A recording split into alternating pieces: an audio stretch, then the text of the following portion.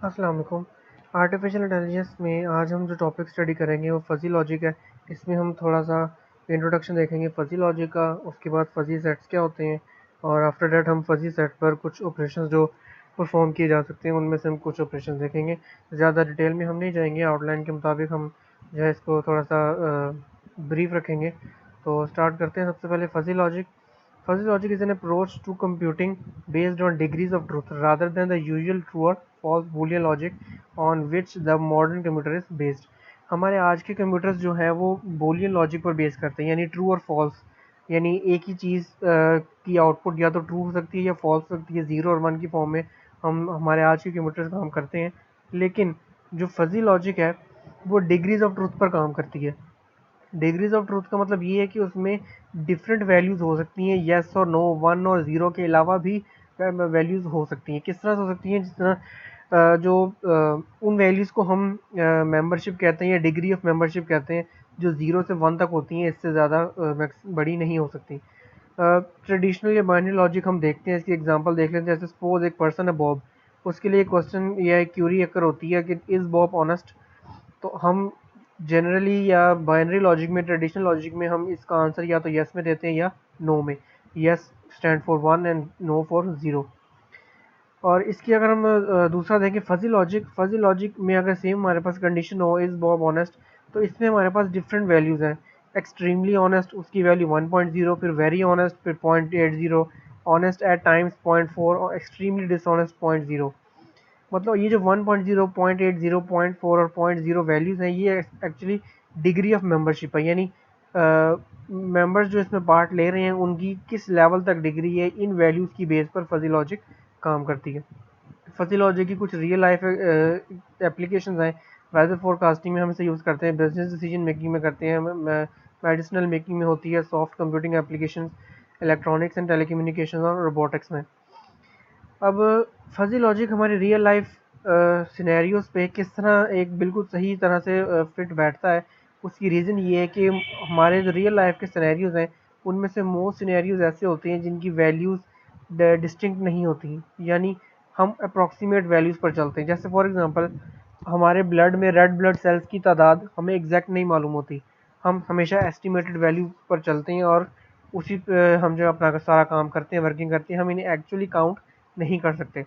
इसी तरह से किसी पर्टिकुलर एनवायरनमेंट में बैक्टीरिया की ग्रोथ, उसे भी हम काउंट नहीं कर सकते, इसलिए उसे भी हम प्रिडिक्ट करते हैं। तो ये यहाँ पर फजी लॉजिक जो है वो हमें बेनिफिट देती है। आगे हम देखते हैं क्रिस्प सेट और फजी सेट में क्या डिफरेंस है। जो क्रिस्प सेट होते हैं वो क्लासिकल सेट होते हैं, यानी जिसमें डिस्टिंक्ट ऑब्जेक्ट्स होते हैं। जैसे एक हम कहते हैं A is a set containing fruits, तो एप्पल्स, ऑरेंजेस, मैंगोज, ये एक सेट है, एक क्लासिकल सेट है, ये नॉर्मली सेट जिस तरह होता है। या दूसरा हम सेट कहते हैं एक सेट बी है जिसमें इवन नंबर्स जो है शामिल है, तो 2, 4, 6, 8 एंड सो ऑन, ये एक क्लासिकल सेट है, एक क्रिस्प सेट की एग्जांपल है। इसमें हर इंडिविजुअल को हम एंटिटी, एलिमेंट या मेंबर ऑफ सेट बोलते हैं। दूसरी तरफ आ जाए फजी सेट पे। फजी सेट जो है वो डिग्री ऑफ मेंबरशिप के कॉन्सेप्ट पे चलते हैं। एग्जांपल आपके सामने है यहाँ पर, that A is equal to 0.4 over train plus 0.6 over car plus 0.5 over cycle. ये जो ओवर का सिंबल है ये बेसिकली डिवीजन नहीं है, इसका मतलब ये है कि जो नीचे वाली वैल्यू है, लोअर वैल्यू है ट्रेन, उसकी डिग्री ऑफ वैल्यू जो है वो उसके ऊपर लिखी हुई है upper value, that is 0.4। Here the upper value is known as the membership degree. ऊपर वाली वैल्यूज को हम मेंबरशिप डिग्री बोलेंगे, यानी the degree to which the lower value is associated with this set. वो डिग्री जिसकी बेस पर जो लोअर वैल्यू है वो सेट पर बेस कर रही है, एसोसिएट कर रही है। So we can say that train has the degree of membership of 0.4 with this fuzzy set A. The highest value of degree of membership is 1 and the lowest is 0. If train has a degree of membership value 0 instead of zero point 0.6, then we can say that the element train is not or least associated with this set. And if it is if it has value 1 यानी maximum value है, then it is strongly associated with this fuzzy set. तो ये fuzzy sets की representation भी है और उसका थोड़ा सा इंट्रोडक्शन भी है कि फजी सेट्स होते क्या हैं और इन्हें हम रिप्रेजेंट किस तरह से करते हैं। उसके बाद हम देखेंगे फजी सेट्स पर परफॉर्म होने वाले कुछ ऑपरेशंस। ये ऑपरेशंस हैं that is union, intersection, complement, difference, algebraic sum, algebraic product, bounded sum and bounded difference. ये बारी बारी एक एग्जांपल के थ्रू हम परफॉर्म करके देखते हैं। सबसे पहले हम देखते हैं यूनियन। हम ये दो सेट ले लेते हैं B1 और B2। लेट्स जस्ट सपोज ये दो सेट ऐसे हैं, इनको ये फजी सेट्स हैं और इन पर हमने यूनियन का ऑपरेशन परफॉर्म करना है। तो यूनियन का ऑपरेशन परफॉर्म करने के लिए फॉर्मूला आपके सामने यहाँ लिखा हुआ है, B1 union B2 is equal to max of mu of A and mu of B. ये म्यू ऑफ ए और mu of B stands for degree of membership value, यानी जो अपर वैल्यू है हमारे पास। अब इस एग्जांपल में आप देख रहे हैं कि जो लोअर वैल्यूज़ हैं दोनों सेट्स की, जो लोअर वैल्यूज़ हैं हमारे पास, वो दोनों एक्चुअली सेम है। 0.1, 1.0, 1.0, 1.5 एंड 1.5 ये सेम है। तो हम इन वैल्यूज़ को इसकी ये पहली वैल्यू और ये पहली वैल्यू, इन दोनों को आपस में हम कंपेयर कर सकते हैं। यानी इसको पहली को इस दूसरी के साथ नहीं कर सकते क्योंकि दोनों की लोअर वैल्यू जो है वो डिफरेंट है। यहाँ पर पहली हमारे पास लोअर वैल्यू जहाँ पर सेम है उन्हें हम कंपेयर कर सकते हैं। तो ये म्यू ए और म्यू बी जो है हमें रिप्रेजेंट कर रहे हैं इन अपर वैल्यूज़ को। ठीक है, तो यूनियन फाइंड करने के लिए हम क्या करेंगे, हम अपर वैल्यू, दोनों की अपर वैल्यूज देखेंगे। हमारे पास दोनों की अपर वैल्यूज कौन सी हैं, 1 और 1, और इसका हमने मैक्सिमम फाइंड करना है। 1 और 1 में से मैक्सिमम से बड़ी वैल्यू कौन सी है, दोनों सेम है तो हम 1 ही लिखेंगे और लोअर वैल्यू जो है वो एज इट इज़ रहेगी। उसके बाद यहाँ पे आ जाए, इन दोनों को कंपेयर करें। 0.75 ये अपर वैल्यू और इसकी अपर वैल्यू 0.6। 0.75 और 0.6 में से मैक्सिमम कौन सी है, 0.75, तो वो यहाँ आ गई लोअर वैल्यू सेम। इसी तरह से 0.3 और 0.2 में से मैक्सिमम 0.3 है और लोअर वैल्यू सेम रहेगी। 0.15 और 0.1 में से मैक्सिमम 0.15 है, वो यहाँ आ गई और ये चूंकि सेम है तो ये एज इट इज आएगी। तो ये हमारा हो गया यूनियन। इसी तरह से इंटरसेक्शन हम फाइंड करते हैं। इंटरसेक्शन का फॉर्मूला ये है यूनियन का उलट, वहाँ पर हम मैक्सिमम वैल्यू ले रहे थे, इधर हम मिनिमम वैल्यू लेंगे। पहला तो सेम है एज इट इज आएगा, दूसरा 0.75 और 0.6। 0.75 और 0.6 में से छोटी वैल्यू कौन सी है, हमारे पास 0.6 है। उसके बाद 0.3 और 0.2 में से छोटी वैल्यू हमारे पास कौन सी है, 0.2, तो यहाँ पे आ गई 0.2। और इसी तरह से 0.15 और 0.1 में से लोएस्ट वैल्यू 0.1 है और ये सेम है। यहाँ पर एक एरर है छोटा सा, वो मैं ठीक कर देता हूँ।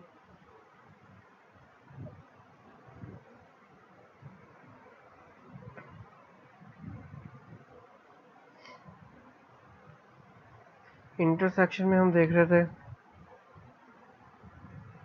यहाँ पे 0.7, 0.75 और 0.6 में से लोएस्ट वैल्यू है वो हमारे पास 0.6 है, तो यहाँ पर हम 0.6 लिखेंगे इंस्टेड ऑफ 0.15।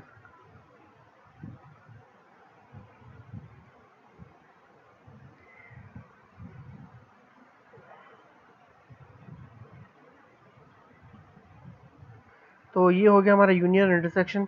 दोनों को रिपीट कर लेते हैं। यूनियन में हम जो है मैक्सिमम वैल्यू लेंगे दोनों के कंपैरिजन में, यानी अपर वैल्यू में से, और जो इंटरसेक्शन है उसमें हम मिनिमम वैल्यू लेंगे, यानी दोनों की जो भी हमारे पास आएगी अपर वैल्यूज़ हैं उन दोनों को कंपेयर करेंगे हम। तो ये हमारे पास होगी हमारी इंटरसेक्शन।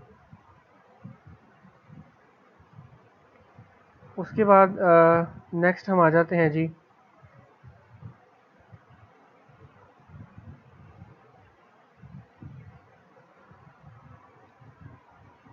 जो तीसरा हमारे पास ऑपरेशन है वो है हमारे पास कॉम्प्लीमेंट। वही दो फजी सेट्स हैं, इन पर हम कॉम्प्लीमेंट का ऑपरेशन परफॉर्म करने जा रहे हैं। इसकी जो फार्मूला है वो ये है, B1, ये जो बार ऊपर लगाई हुई है कॉम्प्लीमेंट को रिप्रेजेंट करती है, 1 माइनस म्यू ऑफ बी। यानी जिस सेट का हम कॉम्प्लीमेंट निकाल रहे हैं उस सेट की अपर वैल्यू से, डिग्री ऑफ मेंबरशिप वैल्यू से 1 हमने माइनस कर देना है। हम B1 के बारे में बात कर रहे हैं तो B1 सेट को ले लेते हैं, इसकी अपर वैल्यू 1 है, 1 में से वो माइनस करना है, 1 हमारे पास आ जाएगा 0। 0.75 में से 1 माइनस करेंगे हम, हमारे पास 0.85 आ जाएगा। 0.3 में से हम 1 माइनस करेंगे 0.7 आ जाएगा। 0.15 में से 1 माइनस करेंगे 0.85, और 0 में से हम 1 माइनस करेंगे तो हमारे पास 1 आएगा। इसी तरह से B2 का भी हम कॉम्प्लीमेंट निकाल सकते हैं। आगे है डिफरेंस। डिफरेंस का फॉर्मूला कुछ यूँ है कि B2 माइनस B1, इसका मतलब है B2 में से B1 सब्ट्रैक्ट हो रहा है। और इसका फॉर्मूला यानी थोड़ा सा खोल कर लिखें तो हम यूँ होगा कि B1 intersection of B2 complement. ये दो लेवल पे होगा काम। यहाँ सबसे पहले हमें B2 का कॉम्प्लीमेंट फाइंड करना पड़ेगा और उसके बाद इसका इंटरसेक्शन लेना पड़ेगा B1 के साथ। तो B2 का कॉम्प्लीमेंट लेने का तरीका पीछे जो है अभी हमने पढ़ा, दैट इज़ वैल्यू को 1 में से हमने सब्ट्रैक्ट करना है। तो यहाँ पर हम वही कर रहे हैं। हमारे पास ये जो है B2 का कॉम्प्लीमेंट आ जाएगा। उसके बाद हम दोनों को डिफरेंस में हम ये वाला सेट B2 का कॉम्प्लीमेंट और ये B1, इसकी अपर वैल्यू और इसकी अपर वैल्यू दोनों को इंटरसेक्शन कर रहे हैं, यानी दोनों को हम इंटरसेक्शन में जैसे हमने मिनिमम वैल्यू फाइंड की थी, यहाँ पर भी हम वो मिनिमम वैल्यू लिख रहे हैं और ये हमारे पास फाइनली आंसर आएगा। इसी तरह से हम ये भी हम P1 माइनस B2 भी फाइंड कर सकते हैं। उसके बाद अलजेब्रिक सम के लिए हम सपोज करते हैं ये हमारे पास दो फजी सेट्स हैं A और B। अलजेब्रिक सम का फॉर्मूला कुछ यूँ है कि अपर वैल्यूज़ को हम ऐड करेंगे और फिर माइनस करेंगे उसे किस में से, अपर वैल्यूज़ के प्रोडक्ट में से। किस तरह से ये देखते हैं। पहली इटरेशन के लिए अपर वैल्यू इसकी 1 है और इसकी 0.4 है, दोनों को ऐड करेंगे और माइनस करेंगे किस में से, इन्हीं दोनों के प्रोडक्ट में से। ये हमारे पास टोटल आंसर 1 आ जाएगा।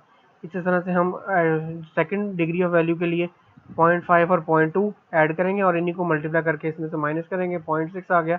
और इसी तरह से हमने चारों वैल्यूज़ कैलकुलेट कर ली और फाइनली आंसर हमारा कुछ यूँ बना, जिसमें लोअर वैल्यूज़ हमारी सेम रहेंगी जिस तरह पीछे था, और अपर वैल्यूज़ की जगह हम ये वाली वैल्यूज़ लिखेंगे। अब आ जाए अलजेब्रिक प्रोडक्ट पे। सेम वही सेट्स हैं A और B, प्रोडक्ट का फॉर्मूला डिफरेंट है। A और B की प्रोडक्ट, इसमें हम दोनों अपर वैल्यूज़ को सिंपली मल्टीप्लाई करेंगे, यानी 1 मल्टीप्लाई 0.4 0.4, 0.5 मल्टीप्लाई 0.2 0.1, 0.3 मल्टीप्लाई 0.7 0.21, 0.4 मल्टीप्लाई 0.1 0.04। उसके बाद है बाउंडेड सम। बाउंडेड सम का फॉर्मूला हमारे पास ये है। इस फॉर्मूला को देख लेते हैं। सबसे पहले इस फॉर्मूला में हम क्या करेंगे, हम अपर वैल्यूज़ को ऐड करेंगे, यानी सेट A और सेट B की अपर वैल्यूज़ को हम ऐड करेंगे और फिर उसे कंपेयर करेंगे 1 के साथ। 1 और इसके आंसर में से जो सी मिनिमम वैल्यू होगी वो हमारा आंसर होगा। जैसे पहली वैल्यू के लिए हम देखते हैं, हमारे पास अपर वैल्यू इसकी 1 है और इसकी 0.4 है। 1 प्लस 0.4 जिस तरह फॉर्मूला में ऐड किया 1.4 आ गया, इसको 1 के साथ कंपेयर करें, दोनों में से छोटी वैल्यू कौन सी है, 1। तो ये हमारी जो है पहली जो है वैल्यू आ गई। इसी तरह से नेक्स्ट वैल्यू के लिए 0.5 0.2 दोनों को ऐड करें, 0.7 आ गया, दोनों में से छोटी वैल्यू कौन सी है, 0.7। ये हमारा आंसर होगा। सेम इसी तरह से करते हैं, हमें फाइनल आंसर हमारा कुछ यूँ मिलेगा। और लास्ट पे है बाउंडेड डिफरेंस। ये बाउंडेड सम का उलट है। वहाँ पे हमने मिनिमम वैल्यू निकाली थी, यहाँ मैक्सिमम निकालेंगे और आंसर को, दोनों अपर वैल्यूज़ को हम सब्ट्रैक्ट करेंगे और बाद में कंपेयर करेंगे 0 के साथ। उधर 1 के साथ कंपेयर किया था, यहाँ 0 के साथ, और उधर ऐड किया था, यहाँ पे सब्ट्रैक्ट। तो सेम उसी तरह से 1 माइनस 0.4 0.6 आ गया, 0 से कंपेयर करें, मैक्सिमम वैल्यू कौन सी है, 0.6। इसी तरह सेकंड वैल्यू 0.5 और 0.2 दोनों को सब्ट्रैक्ट किया, 0.3, 0 से कंपेयर किया और मैक्सिमम वैल्यू क्या है, 0.3। और सेम इसी तरह से कंटिन्यू रखेंगे हम और ये हमारे पास फाइनली आंसर आ जाएगा। और